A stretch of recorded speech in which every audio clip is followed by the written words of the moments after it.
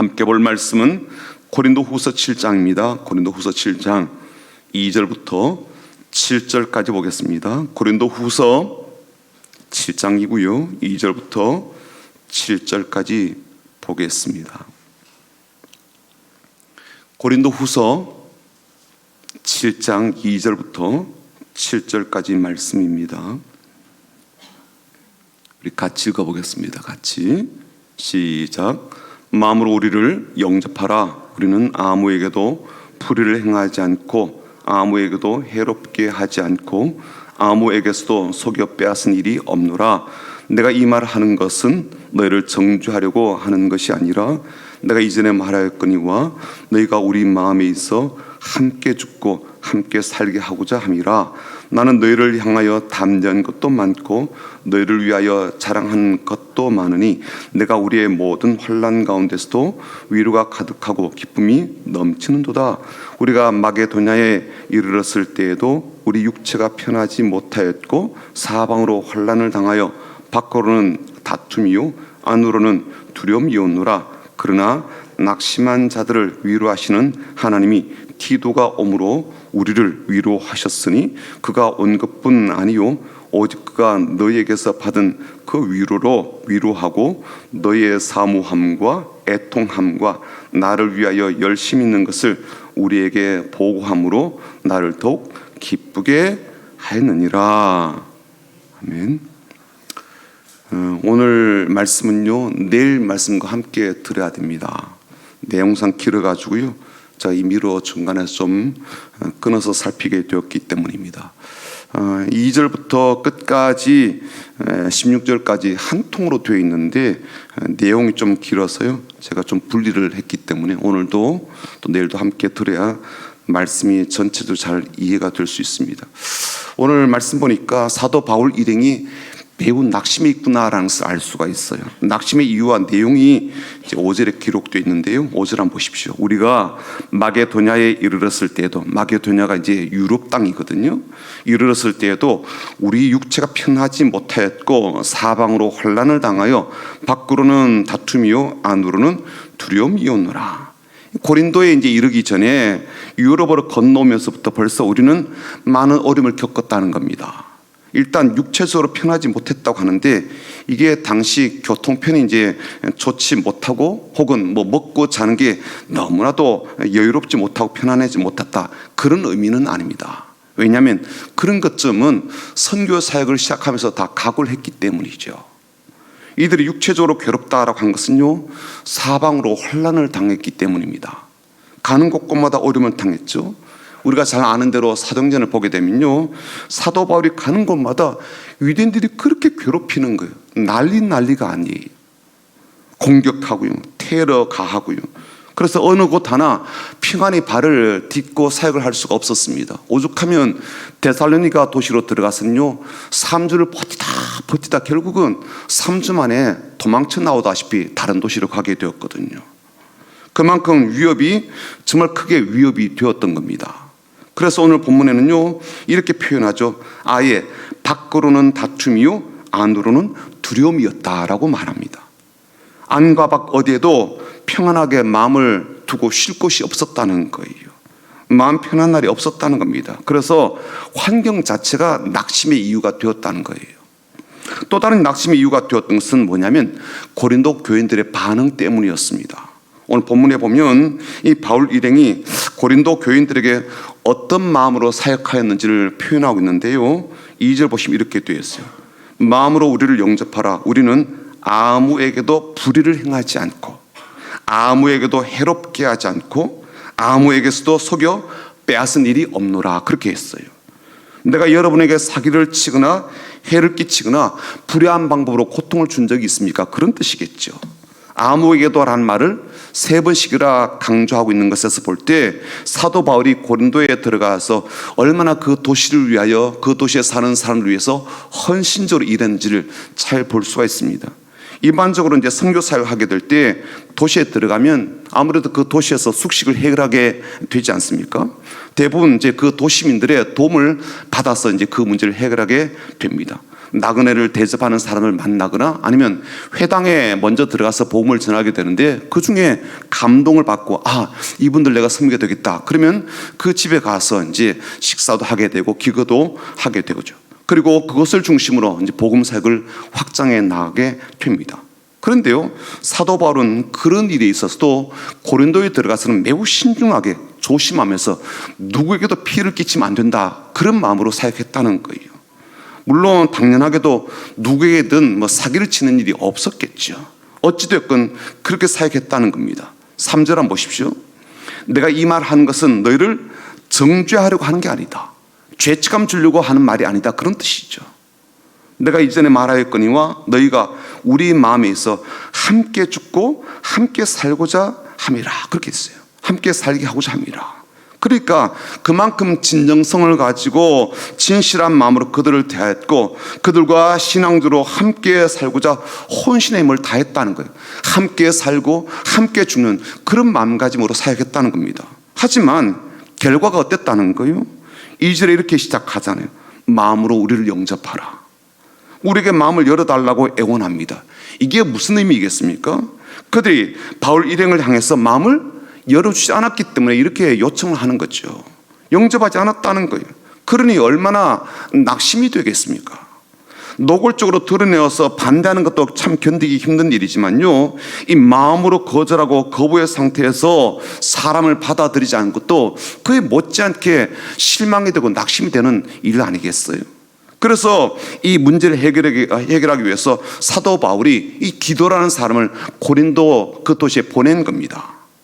그들의 말도 들어보고 나의 이 마음도 전하여서 이 막힌 담을 허물고 오해들 풀며 우리가 하나님의 이름과 영광과 사역을 위해서 함께 협력하도록 이 디도를 보내었는데 디도마저 소식이 없고 돌아오질 않는 거예요.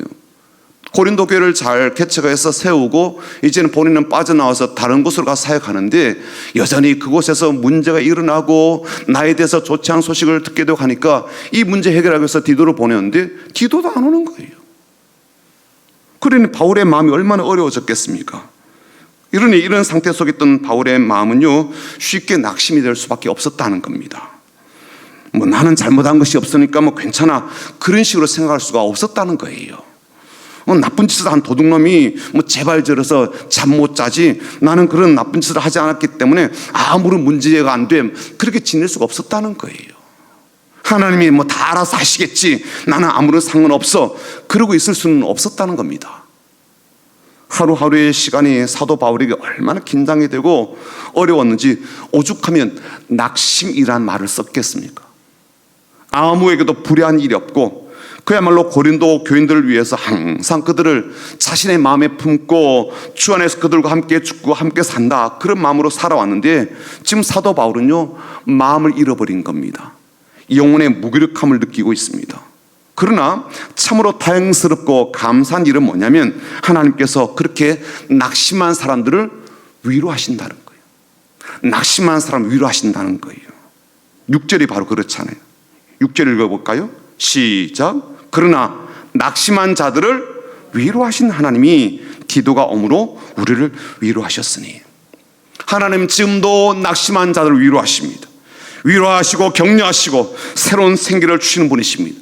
그 마음이 힘을 얻도록, 그 영혼의 생기를 얻도록 위로하시며 평안하게 하시는 분이십니다. 그런데요, 오늘 우리가 좀 더 주의하여 보려고 하는 것은 낙심한 자들을 위로하신 하나님께서 어떻게 위로하시는가라는 거예요.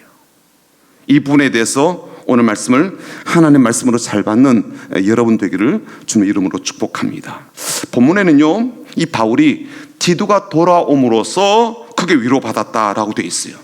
물론 그 일은 하나님께서 행하시며 주시는 위로인데 그 위로의 내용이 이 디도가 돌아온 것 때문에, 그리고 디도가 돌아올 때 가져온 소식 때문에 마음에 큰 위로가 되었다는 겁니다. 그렇다면 디도가 어떤 소식을 갖고 왔을까요?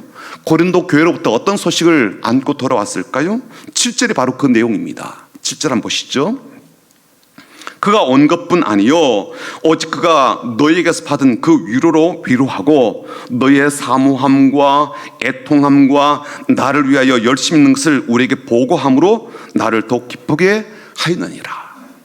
디도 자신도 이 고린도 교인들로부터 크게 위로받았다고 하면서 사도 바울에게 전해준 이 위로의 내용이 뭐냐면 너희의 사모함이래. 너의 애통함이래요. 그리고 너희가 나를 위해서 열심을 내는 것이다 라고 말을 합니다. 이런 사모함과 애통함과 열심이 모두 사도 바울을 위한 것이었기 때문에 바울이 크게 위로를 받았다는 거예요. 여러분, 이 말씀은요 좀 우리가 유의해서 들어야 됩니다. 우리는요 디도가 이 고린도 교회에서 가져온 소식이 이런 내용일 것이라고 이제 예상을 하고 기대를 하게 되는데, 이제야 이들이 회개하고 하나님 섬기게 되었고 사도 바울을 이야기로 시작했구나, 이런 것을 기대하지 않아요. 그러니까 그런 말을 들었을 때 사도 바울이 그래야말로 위로를 받을 수 있지 않겠어요? 이제야 이들이 그렇게 회개하는구나, 이제야 정신을 차리고 신앙적으로 바른 삶을 살기로 결단했구나, 이런 소식만 들어도 사도 바울은 크게 힘을 얻을 겁니다. 그런데 디도가 가져온 소식은 놀랍게도 이들이 모두 바울과 관련해서, 좀 더 본문에 맞게 말한다면 바울을 위하여 그들의 마음이 전향적으로 달라졌다는 거예요. 그래서 쉬운 성경 번역본을 보게 되면요 7절을 이렇게 번역했거든요. 또 우리는 여러분이 나를 그리워하고 깊이 뉘우치며 나를 위해 열심을 내고 있다는 말을 디도에게서 듣고 더욱 기뻐했습니다 라고 번역되었어요. 여러분, 우리가 이 말을 어떻게 이해하면 좋겠습니까? 이들이요 하나님을 그리워하고 하나님 앞에서 회개하고 하나님을 위해서 열심을 내어야지 어떻게 사도 바울을 위해서 이렇게 한다고 하냐? 그리고 그런 말을 듣고 있는 이 바울이 이렇게 말하는 그들을 향해서 바로잡고 고쳐줘야 되지 않을까? 그런 생각을 하지 않아요? 바울이 이런 말을 듣고 어떻게 위로를 받는다고 그러지? 신학적으로 좀 잘못되지 않았나? 그런 생각하지 않습니까? 고린도 교회도, 그리고 그 말을 디도로부터 듣고 반응하는 바울도 신앙적으로 바람직한 태도는 아니다라고 여길 수 있지 않을까요? 그런데요 보십시오, 이미 7절 앞에 바울은 분명히 말합니다. 하나님께서 낙심한 자들을 위로하신다고. 바울은 확실하게 알죠. 변치 않는 진리를 알고 고백합니다. 위로는요 하나님께로부터 온다는 거 알아요. 낙심한 자들을 하나님은 반드시 위로하신다라고 믿고 있죠. 다만 그렇게 위로하시는 방법은 참 다양한데 오늘 바울의 상황에서는 하나님께서 이렇게 사람을 통해서 나에게 위로하신다라고 고백하고 있는 거죠. 저는 이 말씀 보면서 이런 생각이 들었습니다. 사도 바울은요 이 디도의 말을 들으면서 이제야 고린도 교회가 나를 제대로 알아주고 있구나, 온전히 대접해주고 있구나 라고 여겼다고 생각하지는 않아요. 이제야 나를 제대로 생각해 주는구나, 앞으로는 나에게 잘해주겠지, 나에게 잘해주길 바란다라는 그런 식으로 생각을 가진 게 아니었다는 거예요. 이걸 이야기하고 싶은 거예요. 그는 어떤 위로를 얻었습니까? 3절 한번 다시 보십시오.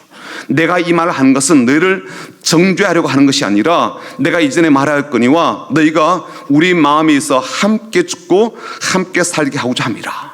그들을 항상 마음에 품고 있던 바울은요 이제 이들과 함께 죽고 함께 살고자 하는 그 일들이 다시 작동이 되고 다시 시작이 되었다. 그래서 위로를 받는 거예요. 그들과 함께 동력할 수 있게 되어서 기뻤던 거예요. 그랬기 때문에 4절에 이렇게 말하거든요. 나는 너희를 향하여 담대한 것도 많고 너희를 위하여 자랑하는 것도 많으니 내가 우리의 모든 환난 가운데서도 위로가 가득하고 기쁨이 넘친도다. 바울은요 이런 마음의 연장선 속에서 고린도 교인들이 사도 바울을 보고 싶어하고 그리워한다는 것이 얼마나 큰 위로가 되었는지 몰라요. 그들이 이제는요 사도 바울에게 했던 일에 대해서 회개한다라고 말을 하죠. 사도 바울을 위해서 열심을 내겠다 그래요.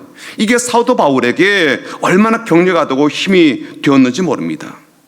이걸요 단지 목사가 자기 리더십을 세우고 자기 영향력을 확대하는 그런 차원에서만 보지 말고 목사가 성도를 보고 싶어하고 그리워하듯 성도가 목사를 보고 싶어하고 그리워하는 그런 관계를 한번 생각을 해보자고요. 좋은 관계 속에 있는 목사와 성도 사이에는 이런 말을 주고받지 않겠습니까? 장로님 보고 싶었어요. 장로님 보고 싶었어요. 집사님 보고 싶었어요. 권사님 얼마나 보고 싶었는지 몰라요. 성도님 내가 많이 그리웠거든요. 이런 말들이요. 말로만 그런 게 아니라 진짜 보고 싶어서 그런 말 한다면 여러분 마음 어때요? 제가 여러분에게 그렇게 이야기하면 권사님 주일날 뵙고 나서 제가 또 주중에도 많이 보고 싶었거든요. 그러면 여러분 마음 어때요?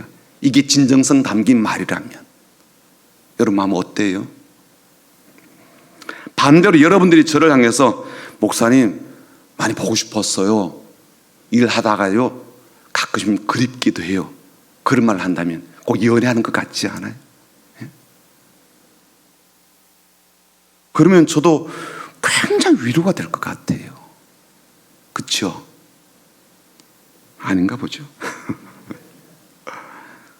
물론 여러분들이 목사님 설교 은혜 많이 받았어요. 저는 그것보다 더 위로가 될 것 같아요. 왜 그런가 하면요, 나에게 있는 어떤 것을 칭찬하는 것이 아니라 나 자신을 좋아해 주는 것 때문에 그렇죠. 내게 있는 어떤 것을 좋아하고 기대하는 것이 아니라 나 자신, 나 존재 자체를 좋아해 주기 때문에 그래서 위로가 되는 거거든요. 만약 여러분이 이제 집에 들어갔는데 남편이 이렇게 말을 한다 하면 생각해 보십시다. 당신이 해주는 밥은 항상 맛있어. 이것도 칭찬이고 위로이잖아요. 근데 이것을 넘어서서 난 당신이 항상 좋더라. 종종 일하다가 막 당신이 그리워져. 이게 좀 오글거리긴 하지만, 그렇죠? 오글거리긴 한데 그 말에 담긴 의미가 진심이라면 여러분 행복하지 않아요? 그렇지 않을까요? 그게 위로가 되지 않을까요? 말일 뿐이라 할지라도, 그러나 그 말에 진심이 담겨 있다면 참 위로가 되지 않을까요? 어떤 일로 낙심이 되었건 그렇게 존재를 아껴주고 사랑해주고 위해주고 열심을 내어주는 그 말 한마디 한마디가 얼마나 위로가 되겠습니까? 하나님은 오늘도 그렇게 우리가 가까이 있는 사람들을 위해서 하나님의 위로를 전해주고 위로를 담아주고 위로의 손길이 되어지기를 기대하시죠.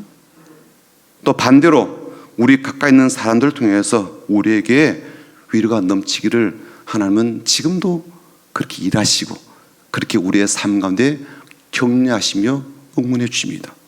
오늘 우리 교회 가운데, 우리 가정 가운데, 우리 부부 가운데, 우리 자녀들과의 모든 또 부모님과의 관계 속에 이런 위로가 넘치는 복된 날이 되기를 주님의 이름으로 축복합니다.